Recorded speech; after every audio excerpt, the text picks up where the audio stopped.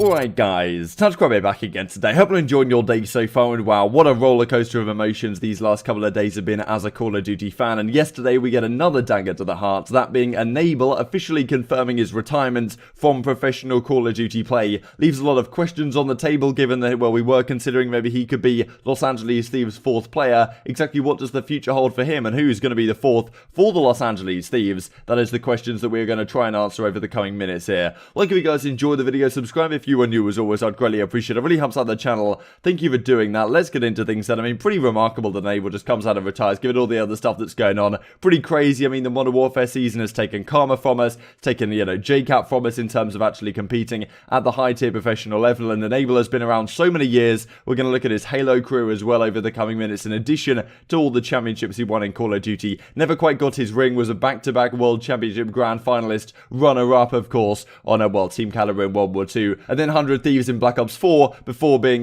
benched off the team on the Seattle Surge kind of mid-last season. And he mentions in this video we're going to look at in just a second here that he had a very compelling opportunity on the table here that he couldn't really turn down, even if it meant, not playing anymore. And I imagine he didn't really have too many playing offers either. So definitely seems like he had such a good offer. What could that offer potentially be? I'm intrigued to hear your thoughts in the comment section below. This first from Cronus CDL Intel. Zed will probably be playing challenges this season, possibly playing with Waskin, Dens or Scraps, depending on what they do. Zed explains very quickly in this video here that, Waskin, Dens, Scraps doesn't exactly know what's going on. Maybe they still get an offer, but it seems like as it stands right now, this is a potential challengers team. Pretty remarkable to see, given that Paris is sitting over there not really knowing what they're doing, right? So, yeah, pretty unfortunate to see, even as the Paris, the hoodie on in this one, and this is what Enable comes out with yesterday, retiring from professional Call of Duty. Again, an absolutely legendary career. I think he played his first LAN event in Halo back in, 2007, moved over to CoD, won a number of events, including, as you can see, Anaheim, London, on 100 Thieves, and maybe that is his next destination in some form or another. It does remain to be seen, but I'll just play a very brief snippet of this video on screen for you guys now, explaining how, he kind of retires because he has such a great opportunity still here on the table ahead of him. So it's been a long time. It's been a long time, and, not only have I finally come to terms and, made peace with my decision, I also got an unbelievable opportunity that I can't speak on yet. I cannot speak on it yet, but it just feels like it's too good to turn down, and I'm ready for something new. I'm excited. I'm definitely nervous about it just because, like I said, I've never done anything else before but this, but I think I'm ready. In this video, I cannot tell you, unfortunately, what the opportunity is, but just know I'm excited about it. I think all the homies who support me and show love will be excited about it. I know it sucks. I know it sucks that I'm not making videos saying I'm competing, but it's really just, I think it's the right move for me, at least at this specific time. I really do. I do think I still could compete at a high level. I still have the drive. I still have the hunger. But once again, the opportunity that is in front of me is just too good of an offer for me to turn down, especially given my current situation in professional COD. Now, y'all know me, and so I need something to fuel my competitive hunger. And so I definitely will be competing, just not in another game, not in Halo, not in competitive COD, but next year, along with the opportunity that I'm going to take, I plan on competing in Warzone. I mean, Warzone was crazy this year. I wish I would have played in more of the tournaments than I did, but I want to give it a shot. So one of the funny things I thought that came out as a result of this was this, that, Enable considers himself TJ Halley's boogeyman, like he's always kind of upset him, especially, let's say, World War II days when Team Caliber always would get the better of Rise Nation, for example, and the other teams as well. So yeah, TJ Halley relieved his boogeyman, retired, and I think TJ even came back to this one to say, you love you, brother, gonna miss competing against you, but you know what I'm thinking. And, he mentioned the other day the fact that Enable doesn't want to coach 100 Thieves because, TJ's impossible to coach or whatever. Maybe he was doing the good old Nadeshot Hollywood acting, because as Enable says, what great offer could he potentially have on the table here that's taken away from competing? And you can also ask the question, should Enable have been offered a starting spot this season? He had a difficult Modern Warfare, of course, a number of players put in a difficult spot with it going into a 4 versus 4 environment. If it stayed 5v5, I have no doubt Enable would still be on a starting team, but yeah, 4 versus 4 really did kind of put him in a difficult spot. I thought maybe LA Thieves could be an option as a player. We saw MattG talk about the other day me that they're certainly looking for a player that can play an aggressive SMG role. They've got TJ on that team, obviously going to be an aggressive SMG. Slash is going to be the main assault rifle. And while Kenny has run an aggressive SMG in the past, he may even be better suited to some kind of flex role, as we've seen really the last couple of seasons. So that means that you really need a player who can run an aggressive SMG competently. Enable could have been that guy, but maybe there is the questions around the firepower on that team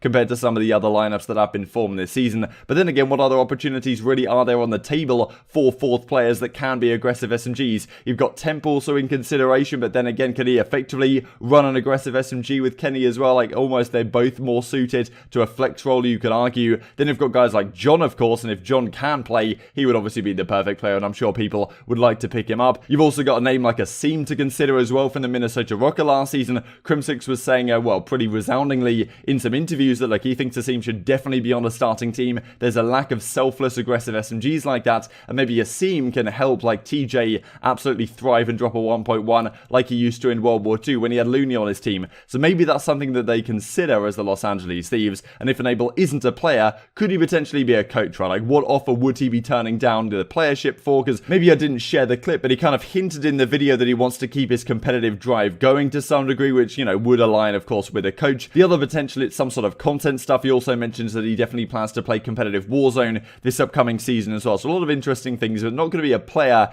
in the CDL, as Lionman says. CDL career card Enable, and yeah, 56 pro tournaments, average placing of 7, series win-loss, finals appearances. Unfortunately, never quite got a CoD champs ring, but his average KD, pretty solid over all of it. $500,000 prize money won. Not too bad at the end of the day. And as you can see right here from Los Angeles Thieves, that was a question a few days ago. Who's going to be their fourth player? It's not going to be Enable as it looks right now. As you can see here, this is his career in the Halo side from way back in the day in Halo 2, 2007 MLG Meadowlands. Remarkable stuff. Played his last Halo tournament in 2013 as he switched over to Call of Duty full-time, into Call of Duty Ghosts, then into Advanced Warfare, where he got his opportunity on the Optic Gaming team while Karma's, I think his like American citizenship was pending or whatever. So Enable stepped in for a couple of events at ESWC and Gfinity Spring Masters, won both of those. Then Dallas, you know, Summer Championship, all of these on the FaZe Clan team that did so well that season. Not so much in Black Ops 3. Infinite Warfare as well was a difficult season for him. World War 2, also not the best, but right at the end, Team Caliber did come good at the Stage 2 players as we looked at, you know, with Ferro, of course, on the team at the time. And then Black Ops 4 and 100 Thieves. So certainly congratulations to Enable on a legendary career. And, you know, it's going to be interesting certainly to see what his next steps are going to be. A few other things to finish off the video on the roster mania side then. Clayster tweets this out yesterday, of course, that, you know, nature is healing in a sense. 100 Thieves is back. Optic is back. Ziddy is still on Toronto, that being Methods. Porter, that being Crimsix, is still huge. CDL is right back where it should be. Blast then comes back. I'm not there. Sad face. And he says, I offered you an opportunity. Not really sure what this refers to, because I imagine if Blast gets the opportunity to be like, you know, even a substitute on the New York Subliners, for example, as Clayster is on that team right now, then I doubt he would have turned it down. I mean, Blast has been talking about how he's planning to play with Neptune, like a former Halo guy, in Call of Duty Challenges next season. And, you know, maybe Blast is thinking about, okay, maybe I'll hold out for a Paris spot or something like that. But, yeah, I doubt Clayster would just make this public on the timeline if it was something which is particularly going to frustrate or annoy Blast. The fact that maybe he had an opportunity and then he said, like, look, no, I'm going to hold it out. And then they got Hydra, for example.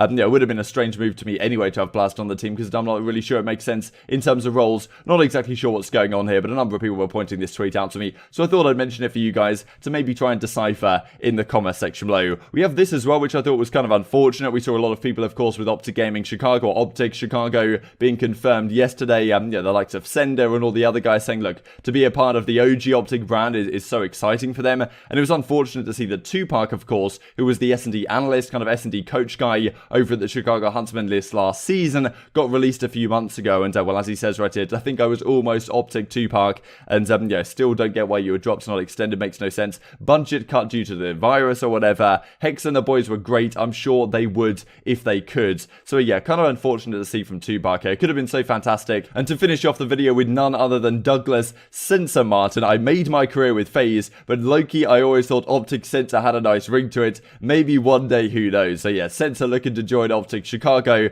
maybe as a content creator, who really knows? I think he did a YouTube video as well yesterday, where it was like $300,000 house renovation or something like that. So he's making bank regardless, but Optic Sensor could be cool to see. Wonder if you guys would like to see that. But yeah, I don't know, like FaZe Sensor just has a ring to it to me that obviously isn't the case anymore, unfortunately, with the New York Subliners stuff, and yeah, now kind of a free agent in that sense. But yeah, maybe Hector should get him on board. Hope you guys enjoyed the video. if you did enjoy it, I'd greatly appreciate a like on the video. It really helps out the YouTube algorithm know you enjoyed this content. Other people like you may enjoy this content as well and help grow the competitive Call of Duty community. Thank you for watching as always. Take care, and I will see you next time. I'm probably going to be playing in challenges with some sort of variety of maybe like Wuskins, Dens, Scraps, depending on what everyone does. I'm not really tied down to anyone, so if they get better offers, then, you know, congrats to them, and you know, if they want to take it, they take it.